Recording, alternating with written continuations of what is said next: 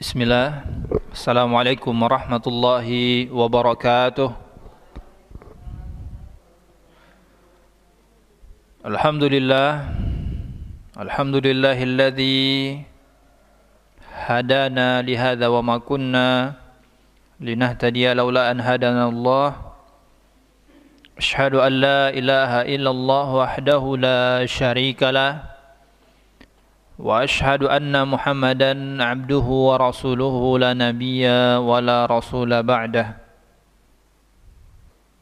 Qala Allah Ta'ala fil Qur'anil Karim.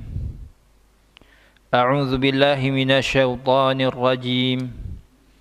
Ya ayyuhalladzina amanu taqullaha haqqa tuqatih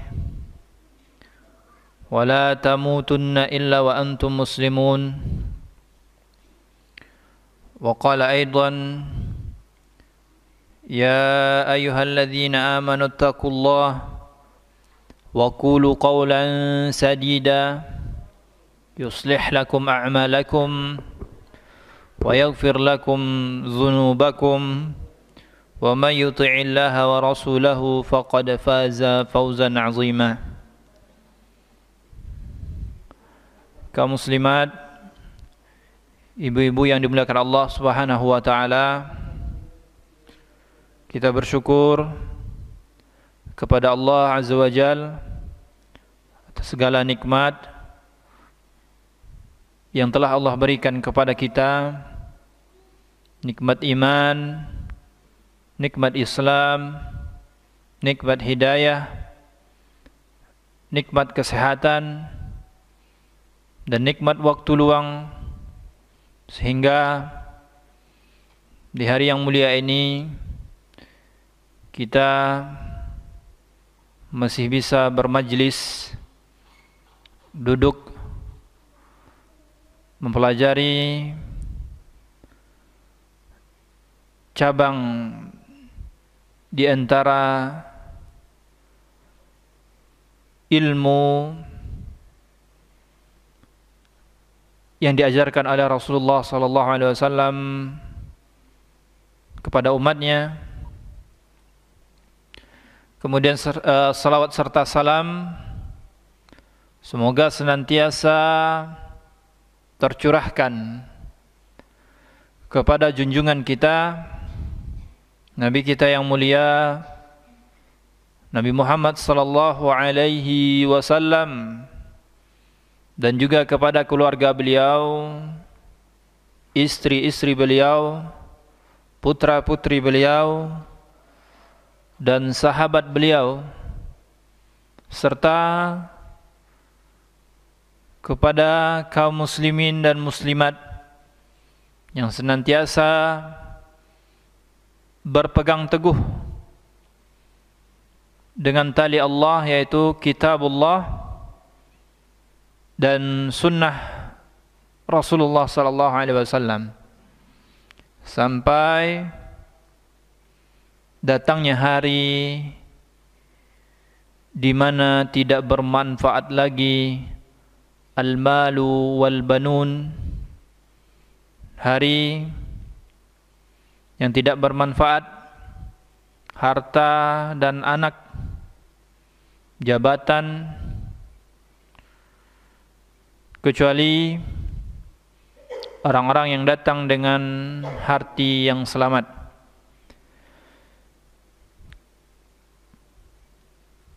Kaum muslimat, ibu-ibu yang dimuliakan Allah Subhanahu wa taala, dan para pendengar yang senantiasa dirahmati oleh Allah Subhanahu wa taala, kita kembali melanjutkan kajian kita yang bertemakan tentang hadis-hadis yang berkaitan dengan pendidikan anak. Di sini kita sama-sama belajar, sama-sama mengkaji di antara hadis-hadis Rasulullah sallallahu alaihi wasallam yang beliau sampaikan kepada para sahabatnya. Kemudian para sahabat Rasulullah sallallahu alaihi wasallam menyampaikan kepada murid-muridnya. Kemudian murid-muridnya, murid para sahabat menyampaikan kepada murid-muridnya juga. Kemudian hadis-hadis tersebut dihimpun di dalam sebuah kitab. Kemudian para ulama mengambil poin-poin hadis yang berkaitan dengan pendidikan. Ada juga yang mengambil atau menyaring hadis-hadis yang berkaitan dengan muamalah dan sebagainya. Dan pada hari ini kita melanjutkan pembahasan tentang kitab Al-Arba'una Jiyad fi Tarbiyatil Aulad. 40 hadis berkaitan dengan pendidikan anak. Kaum muslimat, ibu-ibu yang dimuliakan Allah Subhanahu wa taala dan para pemirsa yang dirahmati oleh Allah Subhanahu wa taala, kita melanjutkan hadis yang ke-31. Hadis ini berjudul tentang larangan atau melarang anak dari memakan sesuatu yang haram dan mendidik mereka untuk bersikap wara'. Kaum muslimat, ibu-ibu yang dimuliakan Allah Subhanahu wa taala dan para pendengar yang dimuliakan Allah, sebelum kita bacakan hadis, kita ingin menjelaskan tentang makna dari wara'. Kita mungkin sering mendengar kata ini, kata wara'. Bahkan ada sebagian para ulama terkenal dengan wara'nya.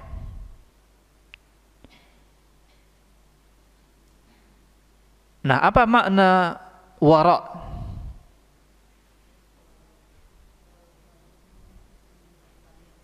Apa makna wara', Bu? Berlepas diri.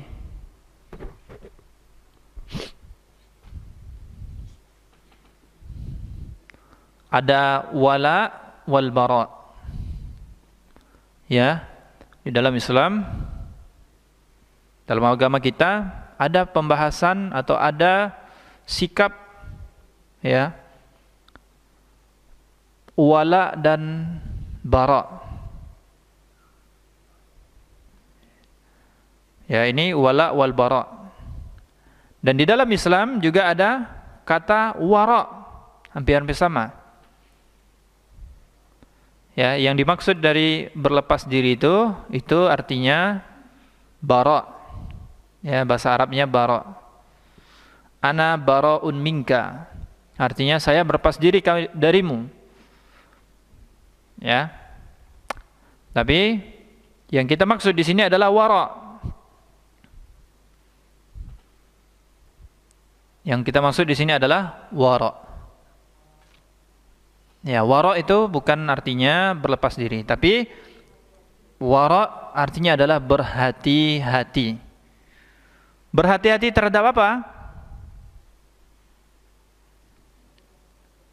Terhadap apa, ibu-ibu? Apa yang kita kerjakan? Baik.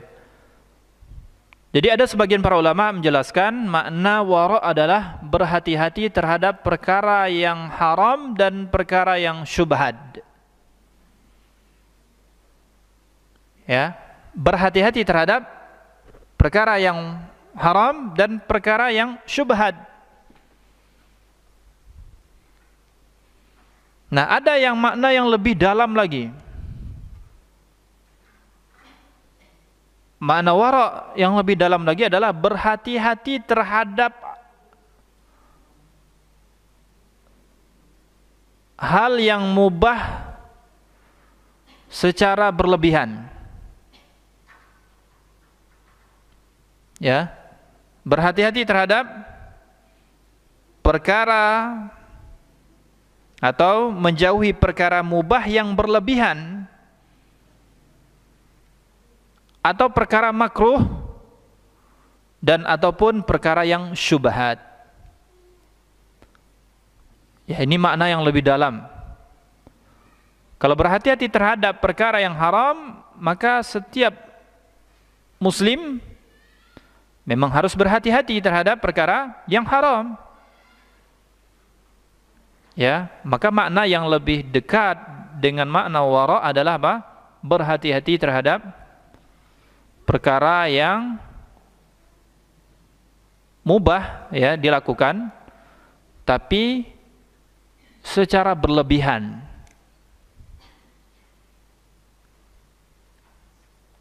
Apa contohnya, ibu-ibu yang dimuliakan Allah? Perkara mubah. Apa contohnya? Bermain, ya, atau olahraga. Ya, olahraga ini bisa berbagai macam hukum yang muncul ya. Jika kita niatkan untuk beribadah ya, kemudian dilakukan tidak secara berlebihan, maka bisa menjadi perkara yang ibadah. Namun jika dilakukan secara berlebihan ya, sehingga melalaikan seseorang dari mengingat Allah, dia hanya fokus untuk olahraga ya, sehingga bisa jadi nanti jatuh kepada perkara yang haram. Maka seorang muslim ya, seorang yang beriman kepada Allah Subhanahu wa taala, maka sejatinya dia memiliki sikap wara ya, berhati-hati atau meninggalkan perkara yang mubah secara berlebihan, kemudian perkara yang makruh dan juga perkara yang syubhat. Kaum muslimat, ibu-ibu yang dimuliakan Allah Subhanahu wa taala dan para pendengar yang senantiasa dirahmati Allah, maka kita bacakan hadisnya, hadis yang diriwayatkan oleh Abu Hurairah. An Abi Hurairah radhiyallahu anhu qala akhadha al-Hasan ibnu Ali. Hasan ibnu Ali tamratan min tamris sadaqah faja'alaha fihi faqala Rasulullah sallallahu alaihi wasallam kekh. Dua kali Rasulullah sebutkan kekh irmi biha ama alimta anna la nakulu sadaqah. Rasulullah sallallahu alaihi wasallam pernah memerintahkan Hasan ibnu Ali. Dari hadis yang diriwayatkan oleh sahabat Abu Hurairah radhiyallahu anhu, beliau berkata, Hasan ibn Ali mengambil kurma dari atau dari tumpukan kurma yang disedekahkan. Kemudian Hasan ibn Ali mengambil satu kurma tersebut dan memasukkannya ke dalam mulutnya. Maka spontan Nabi sallallahu alaihi wasallam memerintahkan Hasan ibn Ali dengan isyarat irmi, muntahkan. Nabi sallallahu alaihi wasallam mengisyaratkan untuk memuntahkan apa yang dimakan oleh Hasan ibn Ali. Kemudian Nabi sallallahu alaihi wasallam bersabda, "Amma alimta anna la nakulu sadaqah?" Apakah engkau tidak mengetahui bahwasannya kita tidak makan harta sedekah? Nabi sallallahu alaihi wasallam dan keturunannya Ahlul Bait itu dilarang makan sedekah, dilarang makan sedekah dan mengambil sedekah. Nah, di sini Nabi sallallahu alaihi wasallam mengajarkan kepada Hasan ibn Ali agar berhati-hati terhadap perkara yang haram. Padahal Hasan ibn Ali ini masih kecil. Kalau dibiarkan pun ya belum mukallaf, belum berdosa dia.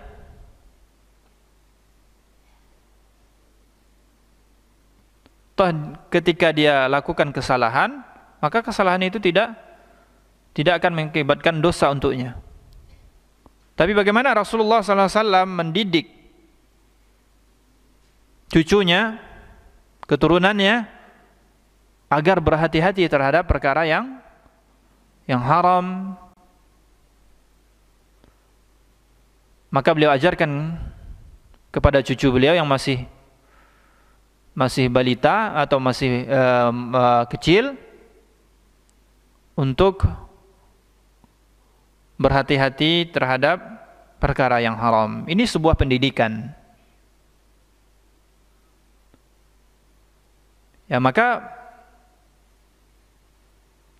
hendaknya kita juga mencontoh Nabi sallallahu alaihi wasallam ketika melihat anak kita atau anak tetangga kita atau anak saudara kita yang melakukan kesalahan, hendaknya kita tegur. Jangan dibiarkan.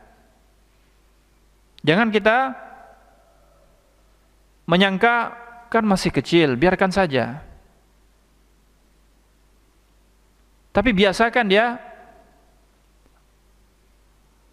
ditegur untuk mengetahui bahwasanya itu adalah kesalahan. Bahwasanya itu adalah pelanggaran.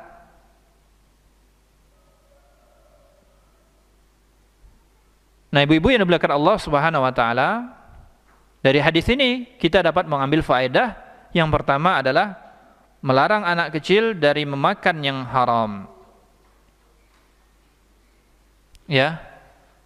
Boleh ya, dan dianjurkan kita memperingati, melarang ya, menegur anak kecil yang melakukan kesalahan atau yang melakukan perbuatan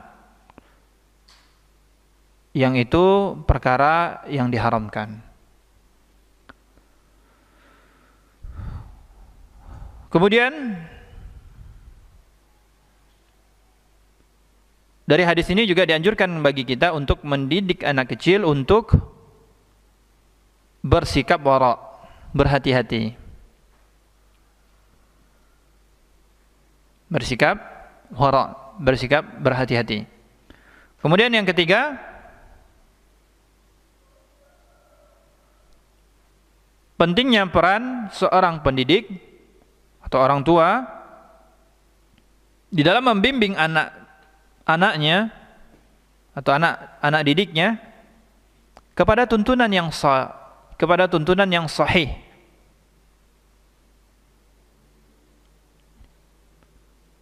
Kemudian bolehnya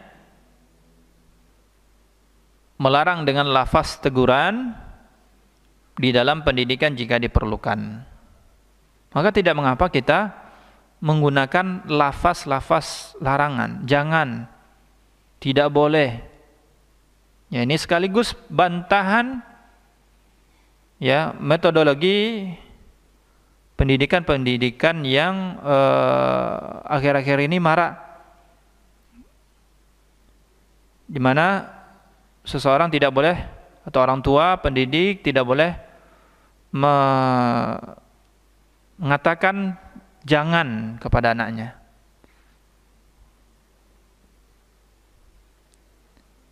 Ya. Karena di sini ada lafaz-lafaz larangan tersebut yang perlu dan dibutuhkan, ya, ketika terjadi sesuatu pelanggaran. Dan di dalam Al-Quran, dalam hadis juga dijelaskan bagaimana Allah Subhanahu wa taala mengatakan perkataan larang, ya. Kemudian juga Nabi sallallahu alaihi wasallam dalam hadisnya juga memakai lafaz-lafaz larangan. La, jangan. La yajuz, tidak boleh.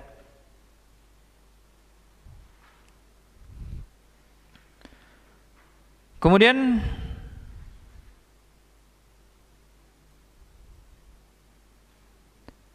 bolehnya menyingkirkan kesalahan anak dengan tangan jika diperlukan. Apa maksudnya? Di sini, ya, dalam hadis ini Rasulullah SAW juga merespon, ya, memasukkan jari beliau ke mulut Hasan ibn Ali, ya, ke mulut Hasan ibn Ali, supaya kurma yang dimakan tadi keluar. Sambil juga beliau isyaratkan untuk memuntahkan.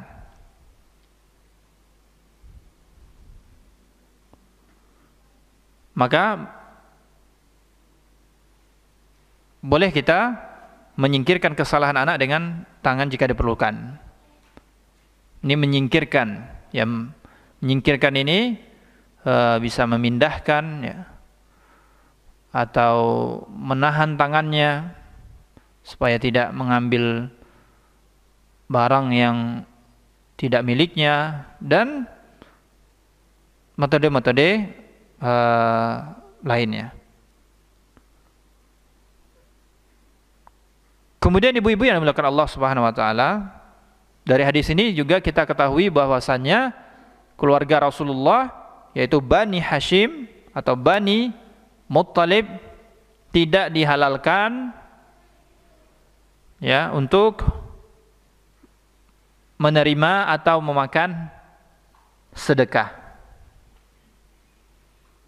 Ya, Nabi sallallahu alaihi wasallam dan keluarganya tidak dibolehkan untuk makan harta sedekah. Namun beliau boleh menerima dan memakan hibah, ya, hadiah.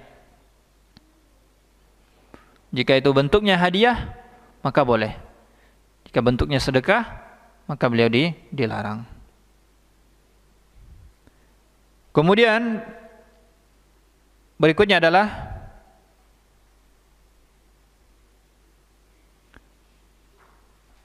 dari hadis ini kita juga dapat mengambil faedah, sesungguhnya menunjukkan kesalahan anak ketika ia melakukan sebuah kesalahan dapat membantunya untuk tidak mengulanginya lagi.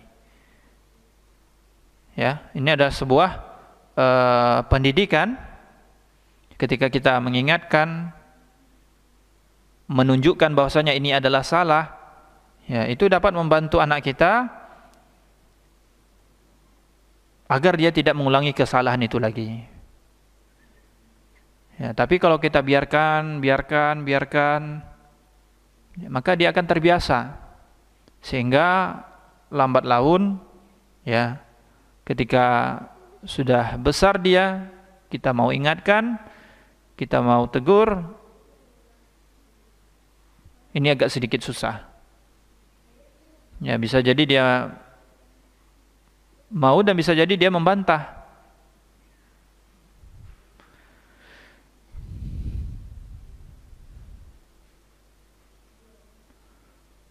Kemudian dari hadis ini juga kita dapat mengambil faedah bahwasannya menampakkan kepada anak sebab yang dapat menghilangkan kesalahannya mengandung penghormatan terhadap akalnya dan meyakinkan diri atas kesalahannya.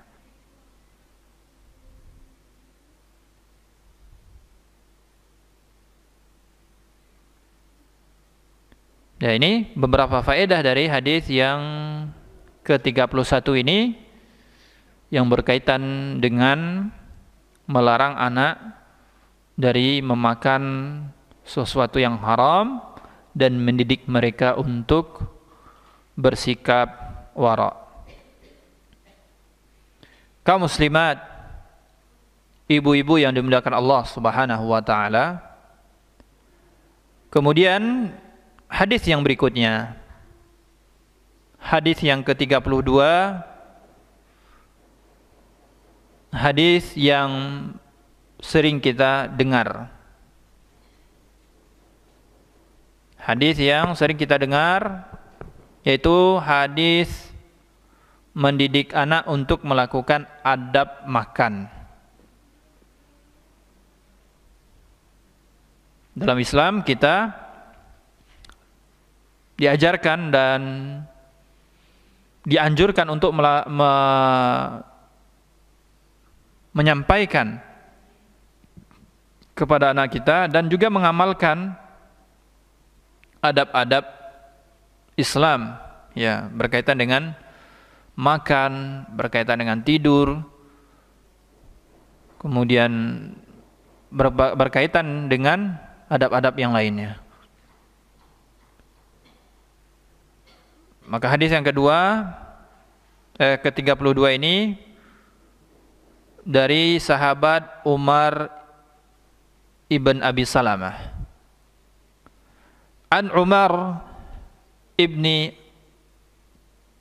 Abi Salamah radhiyallahu anhuma qala kuntu fi hajri Rasulillah sallallahu alaihi wasallam wa kanat yadi tatishu fi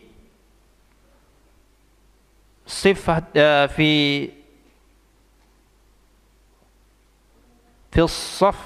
safhati faqala li ya ghulam samillah wa kul biyaminika wa kul mimma yalik. Dari Umar ibn Abi Salamah radhiyallahu anhuma, ia berkata, dulu aku pernah berada di pangkuan Rasulullah sallallahu alaihi wasallam. Lantas tanganku meraih-raih, ya. Lantas tanganku meraih-raih, bergerak, ya. Namanya anak kecil biasanya kalau nampak dia sesuatu dia ingin menggapai sesuatu tersebut.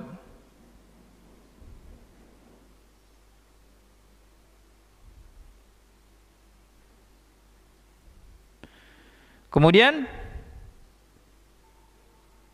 Nabi SAW bersabda,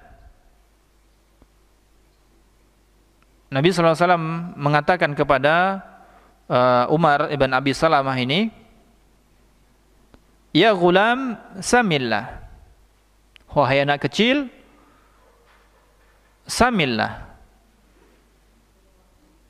sebut nama Allah.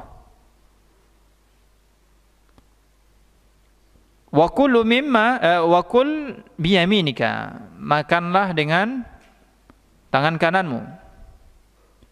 Wa kul mimma yalik, dan makan sesuatu yang dekat denganmu.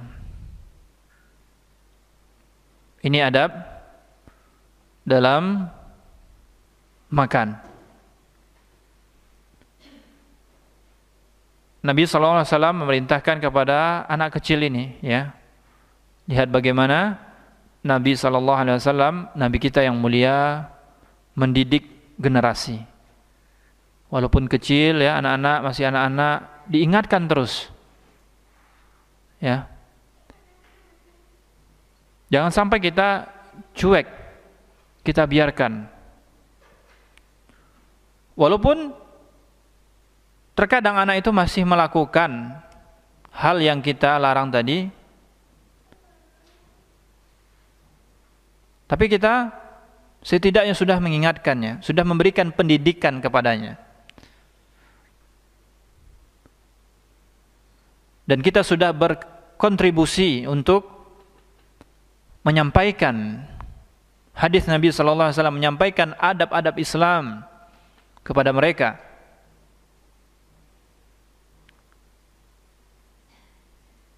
Maka jangan pernah kita merasa melakukan hal tersebut sia-sia. Tapi lihatlah di balik itu, bisa jadi ya, pengajaran, pendidikan yang kita berikan itu akan membekas kepada dirinya sampai dia besar. Maka kita ingatkan, kita sampaikan kepada anak-anak kita, kepada anak tetangga, anak saudara-saudara kita, ya, tentang adab-adab ini. Mungkin banyak kita melihat ya anak-anak kita yang masih kecil mungkin sering makan tangan kiri. Ya, sudah disampaikan makan tangan kanan, nanti diulang lagi tangan kiri.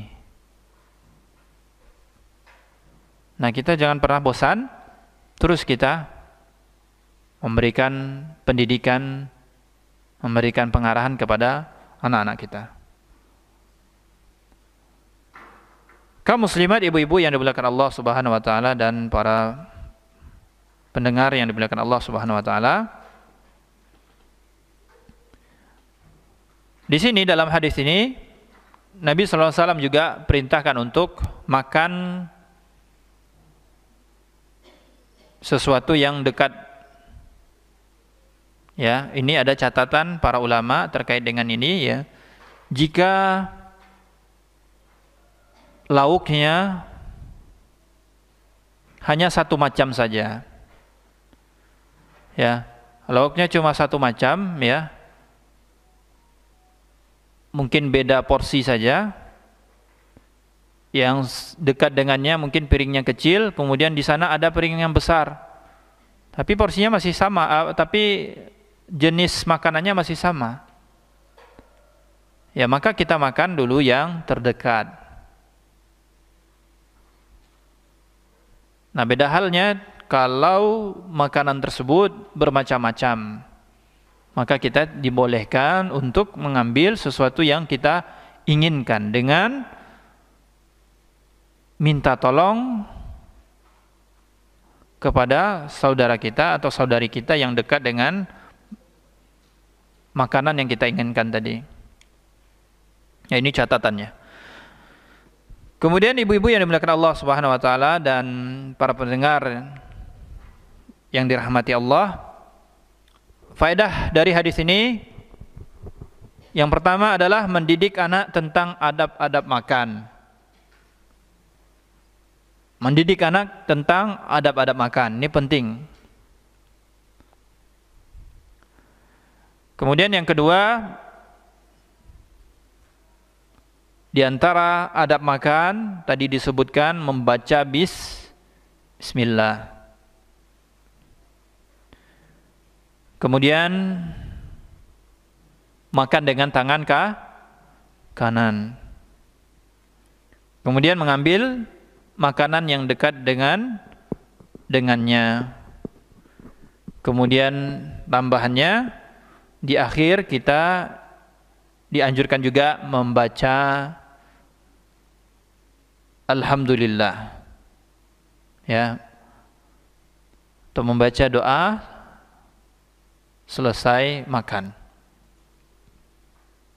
Kemudian yang berikutnya, pentingnya peran orang tua untuk membiasakan anak terhadap adab-adab Islam. Salah satunya adalah, atau diantaranya adalah adab-adab makan. Ini peran orang tua, peran guru, ya, ini sangat besar di sini. Kemudian yang berikutnya adalah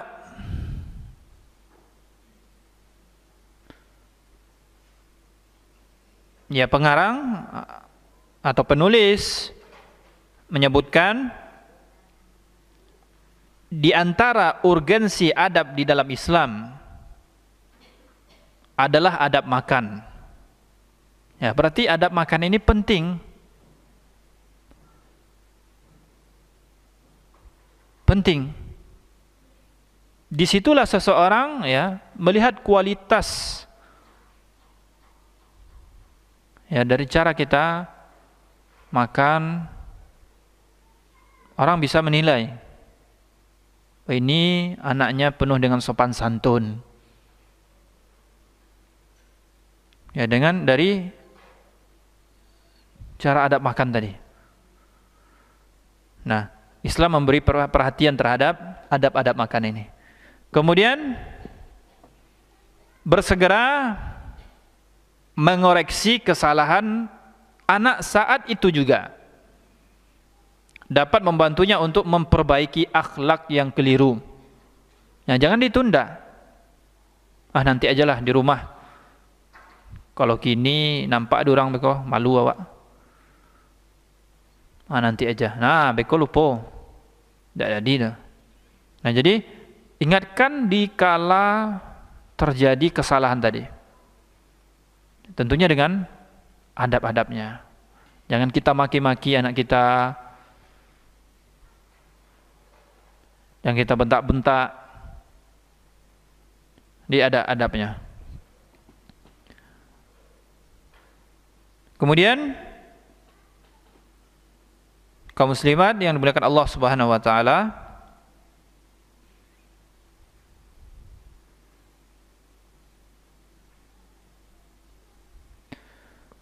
terkadang orang tua atau pendidik perlu menggunakan kalimat yang kuat dan efektif agar bisa dipatuhi anak. Apa contohnya? Contohnya di hadis ini Nabi sallallahu alaihi wasallam, ya, Nabi sallallahu alaihi wasallam di sini memanggil dengan kata ya, ya, artinya wahai, ya gulam, wahai anak kecil. Ya, ini metode Nabi sallallahu alaihi wasallam. Nanti kita juga bisa lakukan, wahai anakku, atau panggil namanya wahai si fulan. Ya, ada penegasan atau ada kalimat yang kuat dan efektif agar anak bisa mematuhi apa yang kita sampaikan.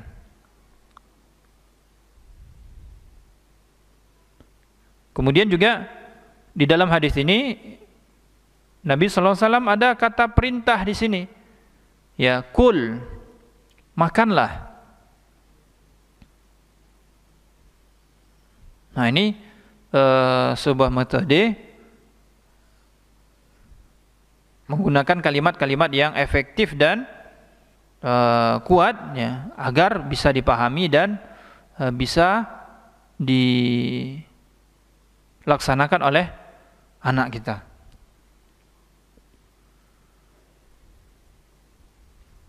Kemudian memperbaiki akhlak anak pada semua kondisi, bukan hanya pada kondisi belajar saja. Ini juga koreksian, ya, sebuah masukan kepada kita sebagai guru, ya, orang tua dan guru di sekolah tetap memperbaiki akhlak anak-anaknya walaupun tidak dalam suasana belajar di kelas atau suasana belajar yang memang dikondisikan. Ya, waktu sekian kita belajar. Di situ kita baru memperbaiki akhlaknya. Ya, tidak. Tapi kita memperbaiki akhlak anak kita, keluarga kita, ada pada semua kondisi. Bukan hanya pada kondisi saat belajar saja. Lihat Nabi SAW, di saat makan beliau kasih pendidikan. Beliau ajarkan.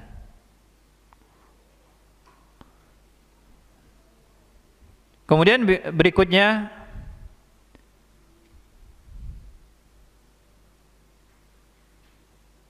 mendidik anak di setiap kondisi dan situasi merupakan pendidikan yang efektif. Ya, di pendidikan itu memang berkesinambungan, dilakukan di setiap kondisi dan situasi. Ya, maka itu bedanya mendidik dan mengajar. Kalau mengajar hanya sebatas menyampaikan ilmu saja, menyampaikan materi saja. Sudah sampai materinya, sudah dia sampaikan, paham tidak paham, diamalkan atau tidak diamalkan, itu dia tidak peduli. Yang penting dia sudah menyampaikan, mengajar. Namun mendidik itu membersamai, ya, memperbaiki di setiap kondisi dan situasi, ya. Dan ini adalah sebuah pendidikan yang efektif. Maka peluang bagi kita, ya, yang senantiasa membersamai anak-anak kita atau guru-guru yang membersamai anak didiknya di sebuah lingkungan yang terkondisikan, ya, seperti di pondok, maka ini kesempatan bagi mereka untuk mendidik. Ya, nampak kondisi seperti ini, sampaikan, tegur. Kemudian yang berikutnya adalah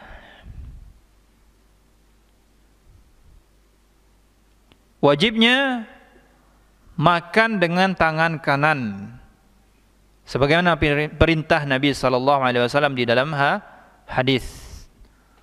Dan juga tidak ada satu hadis atau dalil yang memalingkan dari hukum wajibnya makan dengan tangan kanan.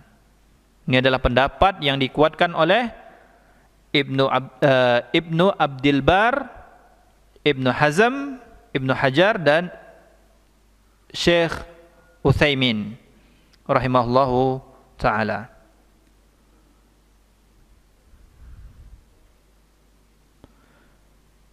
Ini pendapat yang dikuatkan oleh imam-imam tadi. Kemudian imam 4 mazhab ada yang berpendapat bahwa perintah di sini, ya, makan dengan tangan kanan, lafaznya di sini kul biyaminika, ya, makan dengan tangan kananmu, dipahami oleh sebagian imam mazhab yang 4 sebagai hukumnya mandub, sunnah. Ya, maka wallahu ta'ala a'lam, yang paling kuat adalah yang mengatakan makan dengan tangan kanan itu wajib jika tangan kanannya sehat dan tidak cacat atau tidak bisa menggunakan tangan kanannya.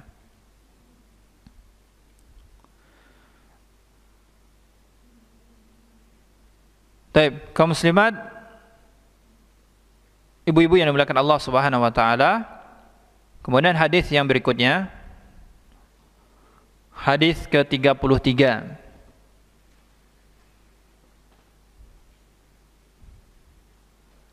Hadis yang menjelaskan tentang larangan mencukur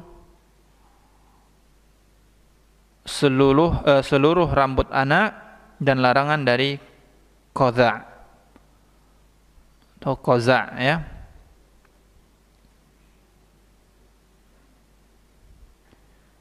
Baik, kita bacakan hadisnya. An Abdullah bin Umar radhiyallahu anhuma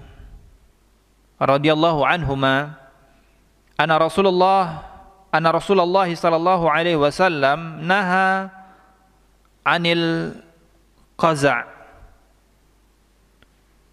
Qala qultu li Nafi'in wa mal qaza'?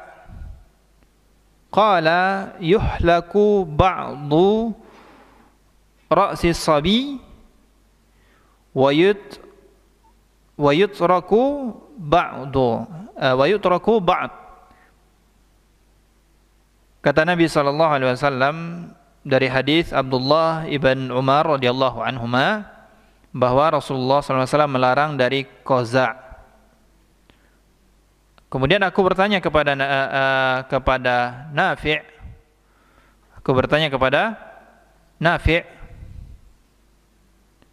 Tentang qaza' itu. Maka beliau menjawab, makna qaza' adalah mencukur sebagian rambut anak dan membiarkan sebagiannya. Ya, mencukur sebagian rambut dan membiarkan sebagiannya. Artinya, misalkan kanannya dicukur pendek, kemudian atasnya tinggalkan, kemudian kirinya tinggalkan. Atau kanan kiri dicukur pendek, ya, kemudian ditinggalkan di atasnya. Atau di atasnya dicukur pendek, bahkan botak, kemudian ditinggalkan, disisakan kanan kiri. Ya, ini pengertian atau definisi dari qaza'. Kemudian mungkin datang pertanyaan, bagaimana jika sudah dipotong, ya, potong samping kiri, samping kanan, kemudian atasnya juga sudah dipotong, tapi tidak sama rata potongannya. Artinya mungkin kanannya atau kirinya sudah dipotong setengah senti atau sesenti, kemudian atasnya masih ada 2 senti. Maka yang kami pahami, ya, dari penjelasan para asatizah kita juga, bahkan itu tidak termasuk qaza'. Ya, ini tidak termasuk qaza'. Ya, yang qaza' itu adalah meninggalkan, ya, tidak dipotong sama sekali. Atau terlalu panjang jaraknya. Ya, yang sini tipis, yang atasnya panjang. Ya, maka kita harus membiasakan rambut anak-anak kita dengan rambut yang model Islami. Dan yang paling aman atau untuk kehati-hatian, maka potong rata. Ya. Kalau sesenti aja semuanya. Atau 2 senti aja semuanya. Nah, tapi kadang-kadang, ya, anak-anak kita sudah melihat berbagai gaya, ya, ingin pula dia meniru ini, meniru itu. Maka kita berikan pengertian dan pemahaman kepada anak-anak kita. Kemudian ada lagi hadis berikutnya yang masih berkaitan dengan larangan mencukur rambut mencukur seluruh rambut anak dan larangan dari qaza'. An Abdullah bin Ja'far radhiyallahu anhu anna Nabi sallallahu alaihi wasallam amhala ala Ja'farin thalathan ayyatiyahum thumma atahum faqala la tabku ala akhi ba'da al-yawm thumma qala ud'u li bani akhi faji'a bina ka'anna afrukhun faqala ud'u li al-hallaqa fa'amarahu fahalaqa ru'usana. Dari Abdullah ibn Ja'far radhiyallahu anhu berkata, Nabi sallallahu alaihi wasallam memberi tenggang waktu untuk keluarga Ja'far selama 3 hari. Setelah itu beliau datang kepada mereka dan bersabda, setelah ini janganlah kalian menangisi saudaraku. Setelah itu beliau bersabda, undanglah kemari anak saudaraku. Kami lalu dihadapkan kepada beliau layaknya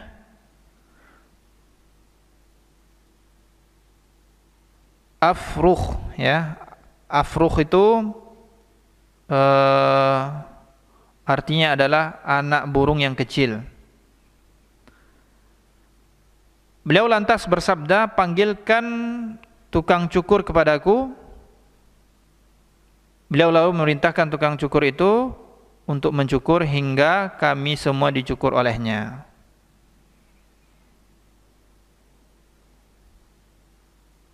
Nah, apa faedahnya? Yang pertama, faedah yang pertama adalah larangan dari qaza, yaitu mencukur rambut anak sebagian dan membiarkan lagi sebagian. Maka para ulama menyebutkan hukumnya adalah makruh menurut ijma' para ulama, sebagaimana yang dinukil oleh Al-Imam An-Nawawi rahimahullahu ta'ala. Kemudian ada penjelasan bahwasanya apabila di dalamnya mengandung unsur tasyabbuh, ya, menyerupai orang-orang kafir, maka hukumnya menjadi haram. Ya, yang makruh tadi bisa menjadi haram. Ada model-model orang kufar atau istilahnya anak pang, ya, yang mana itu sudah menjadi ciri khas mereka, rambut seperti itu, ya, maka ketika kita meniru maka bisa jatuh kepada hal yang haram. Dan ini sebagaimana yang disampaikan oleh Syekh Utsaimin rahimallahu taala.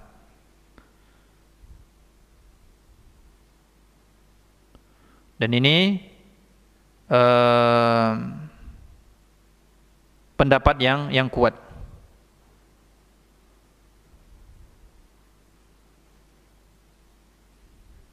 Kemudian yang kedua, mencukur rambut anak itu dianggap sebagai bentuk pemuliaan terhadapnya. Makanya tadi hadis yang berikutnya setelah tentang larangan qaza itu, ya, dari hadis Abdullah ibn Ja'far, di mana situ Nabi SAW perintahkan untuk memanggil tukang cukur, kemudian menyuruh tukang cukur tadi memotong rambut anak-anak yang ada di saat itu. Kemudian yang ketiga, anjuran untuk memperhatikan kebersihan anak dan penampilan yang baik. Dari hadis tadi, ya, kita bisa mengambil faedah bahwasanya di situ ada anjuran untuk memperhatikan kebersihan anak dan penampilan yang baik.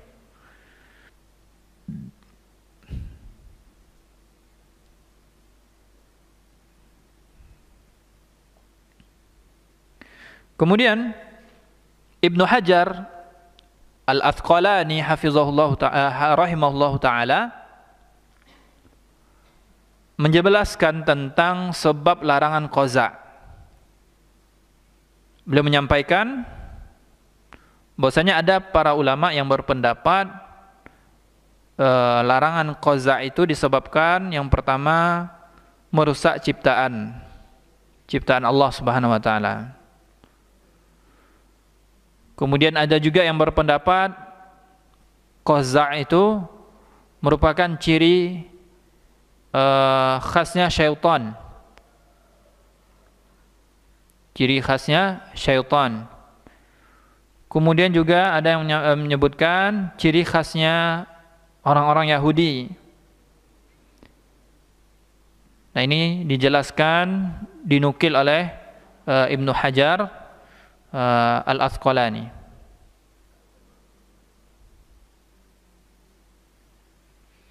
Kemudian berikutnya,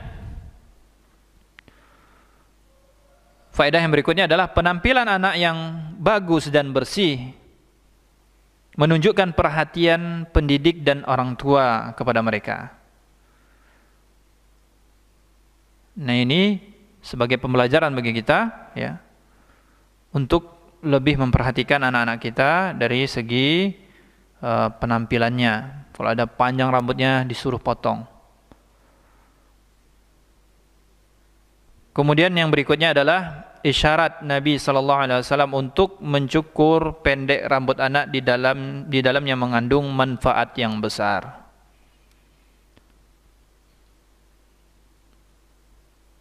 Ya, wallahu alam. Mungkin ya kalau kita gali lagi, ya, kita bisa mengetahui apa manfaat yang besar tadi, ya, dari mencukur pendek rambut. Ya, bisa tadi untuk kebersihannya, kerapiannya, kemudian manfaat-manfaat besar lainnya. Kemudian kaum muslimat yang dimuliakan Allah Subhanahu wa taala, hadis yang berikutnya adalah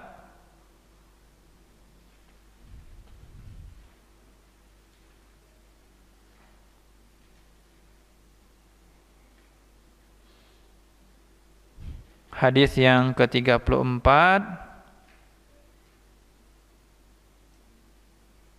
Ya, hadisnya lumayan panjang, tapi kita bacakan saja makna hadisnya. Dari Usamah bin Zaid radhiyallahu anhuma berkata,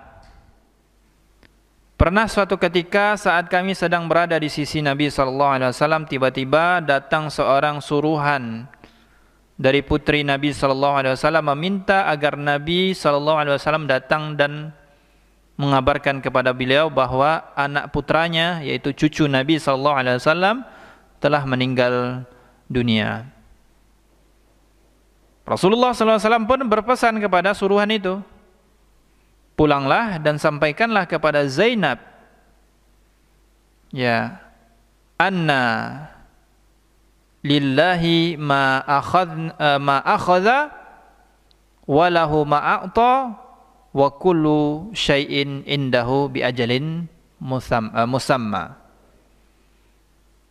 Sesungguhnya yang telah diambilnya itu miliknya,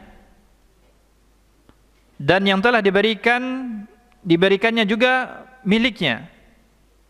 Segala sesuatu telah Allah tentukan ajalnya. Nah, karena itu suruhlah ia bersabar dan memohon balasan dari Allah Subhanahu wa taala. Nabi sampaikan ini kepada orang suruhan Zainab tadi. Kemudian Nabi sampaikan untuk kembali. Tidak lama kemudian pesuruh tadi datang kembali dan berkata, putri Anda sangat mengharapkan sekiranya Anda sudi menjenguknya. Maka berangkatlah beliau bersama para sahabatnya seperti Sa'ad ibn Ubadah, Mu'adz bin Jabal, dan Usamah. Setibanya diserahkanlah cucu beliau yang telah wafat kepada beliau, tiba-tiba napas beliau terengah-engah seperti sedang kepayahan, dan air mata Rasulullah SAW pun menetes. Lalu Sa'ad ibn Ubadah bertanya, ada apa wahai Rasulullah SAW? Beliau menjawab, ini adalah rahmat, ini adalah kasih sayang yang Allah jadikan di dalam hati para hambanya. Sesungguhnya hamba Allah yang dirahmati, yang dirahmatinya hanyalah orang-orang yang memiliki kasih sayang. Nah, hadis ini menjelaskan tentang mengunjungi anak dan merawat mereka. Hadis faedahnya yang pertama, disyariatkan mengajak serta anak-anak untuk mengunjungi orang sakit selama tidak ada penghalangnya. Kemudian yang kedua, mengunjungi anak, merawat dan menyayangnya merupakan tuntunan Islam. Kemudian perhatian Allah Subhanahu wa taala untuk mengunjungi orang yang sakit meskipun masih anak-anak. Ya. Walaupun anak-anak, maka kita dianjurkan untuk mengunjunginya. Kemudian sikap tawaduknya seorang pendidik yang mengunjungi anak didiknya yang sakit. Kemudian yang berikutnya adalah minta tolong kepada Allah dan sabar serta berharap pahala di saat terjadi musibah. Kemudian yang berikutnya adalah bimbingan Nabi sallallahu alaihi wasallam ketika bertakziah. Maka mengucapkan anna lillahi ma akhadha wa lahu ma a'ta wa kullu syai'in indahu bi ajalin musamma. Ini doa tatkala kita bertakziah. Ya. Ini yang pertama kali kita ucapkan dulu, baru kita tanya. Jangan kebalikannya. Ngobrol dulu lama, nanti lupa doanya. Jadi kita doakan dulu orang yang tertimpa musibah dan mengatakan anna lillahi ma akhadha wa lahu ma a'ta wa kullu syai'in indahu bi ajalin musamma. Kemudian yang berikutnya adalah balasan yang diperoleh ketika mengunjungi orang sakit meskipun anak-anak.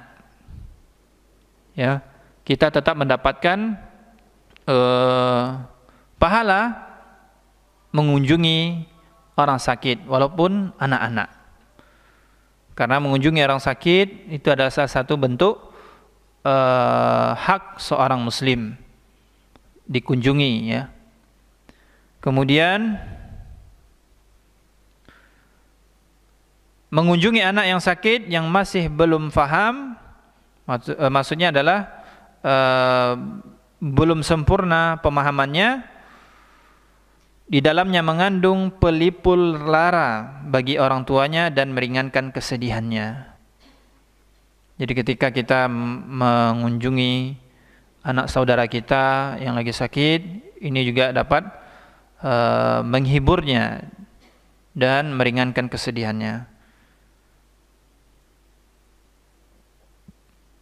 Kemudian yang berikutnya adalah di antara faedah saat mengunjungi orang sakit adalah apa yang diharapkan dari kunjungannya itu berupa keberkahan doa dari sang pengunjung. Ia meletakkan tangannya di atas orang yang sakit, mengusap tubuhnya dan meniupkan kepadanya saat ta'widz, ya, memohon perlindungan. Ini yang dijelaskan oleh Imam Ibnu Hajar Al-Asqalani.